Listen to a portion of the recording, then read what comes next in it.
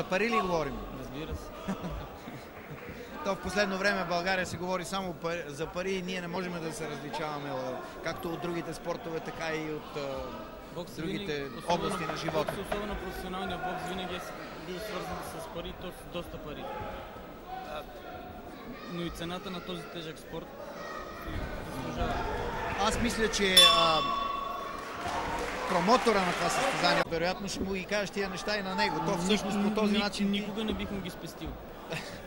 Да, така е най-добре, нека и той да знае истината. Очудваме това, че той направи един страхотен матч само преди няколко месеца срещу Фрагомени. Един боксер, който е световна класа, а тук срещу... Може би имаше подценяване в случая, но аз не видях той да играе бокс.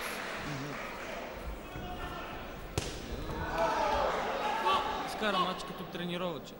Да, за съжаление той... не търпа такива неща. Да, и аз си мисля, че той подцени много своя съперник. Все пак наистина това е един кикбоксер, който си няма понятие от тези сложни комбинации и движения, които са в бокса, но въпреки това му оказа сериозна съпротива. Да, така. А за Алексей Рипчев?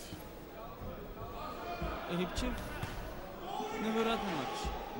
Страхотен боксер, страхотна техника. Аз мисля, че по този начин професионалната лига спечели един много силен състезател в своите редове. Абсолютно не на мнение сме камени. И сега да те попитам, кога ще бъде следващото шоу? Парите пак ще кажеш. Не, това не зависи от мене.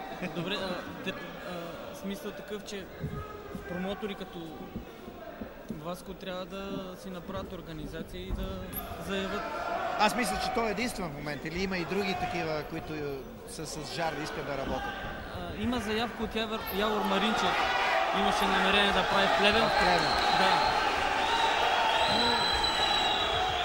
Обнадеждаващо, че леко по леко нещо се случва. Благодаря ти. Много добре знаеш, че аз съм един от първите, които повлече. Да, и си не само това, ами и ти жертва много. Да не ставаме конкретни, но няма друг като тебе, който да жертва толкова много в бокса. Да се надяваме, че ще продължи с любов.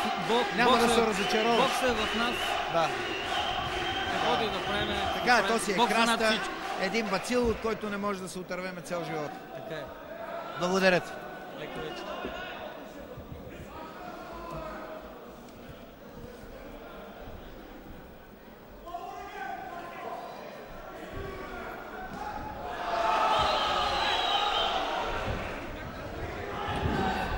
Аз да ви призная, мислех, че този матч няма да продължи дълго, но като виждам с каква агресия, с колко много спортна злоба е натоварен Митко Христов, именно затова и този матч продължава. Не само това, ами е и равностоен. Ако този боксер Митко Христов имаше поне малко техника, да изпълнява ударите както трябва, той щеше да бъде много опасен. За сега обаче Здравко Николов умело избягва тези негови опити. Аз не съм сигурен кого повече подкрепят в този матч зрителите. И двамата боксери са от Русе, т.е. титлата, който и да спечели матча, ще остане в Русе. Той е 10 рунда, обаче по 3 минути.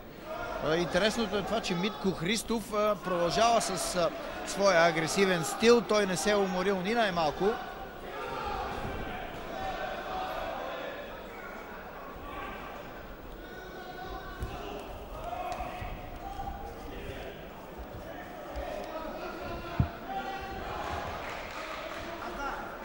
Ето как отдалече подсказва за своите удари. Този път обаче тежък удар. Да, наистина. Един тежък удар намери Здравко Николов. Той се намира в момента на земята. Не стана, изправи се бързо, но този удар според мен ще има и своите последствия. Дано дойде в най-скоро време и края на рунда, за да може да получи една минута допълнителна пауза.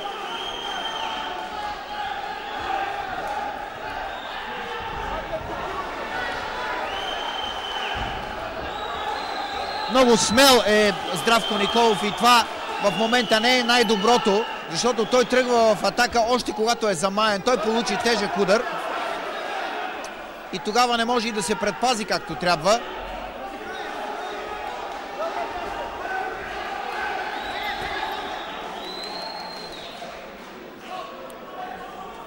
ако Здравко Николов застане на едно место и изпревари своя съперник с десен прав, той ще падне като подкосен. Но Здравко Николов се дърпа назад при атака на своя съперник и по този начин, дори и да пусне своя десен прав, неговата сила не е достатъчна.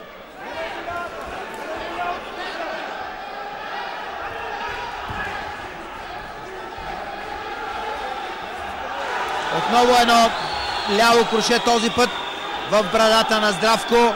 Не беше, слава Богу, много силно за това, по той удари страхотен десен прав в главата на Митко Христов, но той стои сякаш като дъб, е стабилен на своите крака.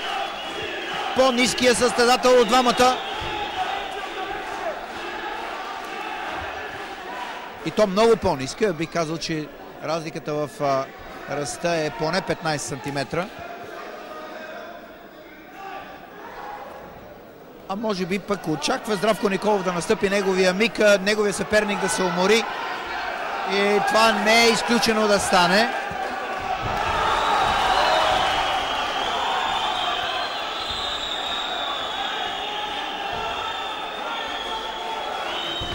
Грозен матч се получи наистина. Жалко, че този е матч за титлата.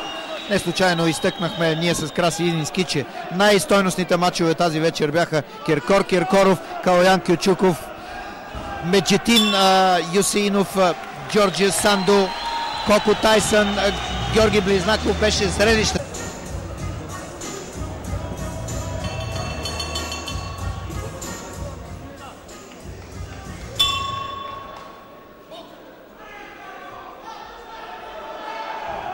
С сините гащета Здравко Николов, боксерът, който е по-опитния, по-техничния от двамата. Митко Христов, боксерът с белите гащета, след това пък по-агресивния и този с по-силния удар.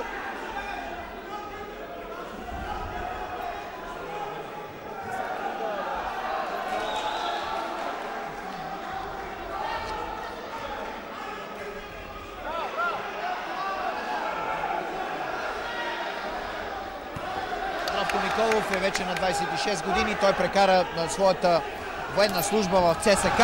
Добре избегна обаче това ляво круше. Не, нямаше чист удар.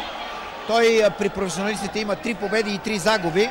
Шампион е на България за 2004 година.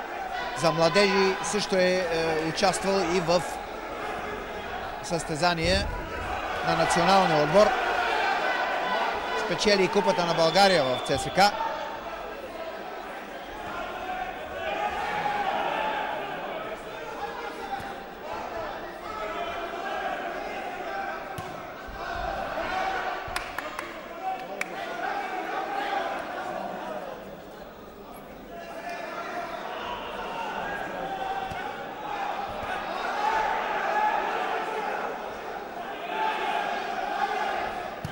Измори се наистина. Това очаквах и да видя в края на краищата. Митко Христов стана по-пасивен, но не е загубил и от своето желание да нокаутира своя съперник. Виждате как тръгва вече в атака. Малко смешен става.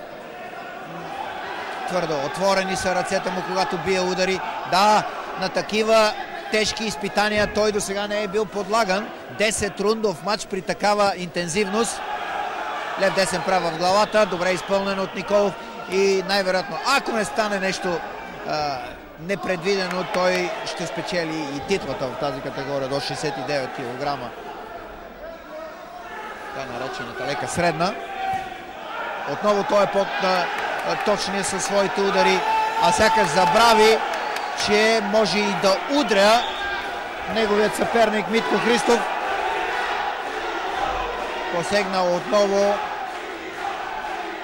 Публиката изглежда, че хареса по-агресивния от двамата, а не по-техничния, защото в момента тя подкрепя именно по-ниския, по-агресивния боксер.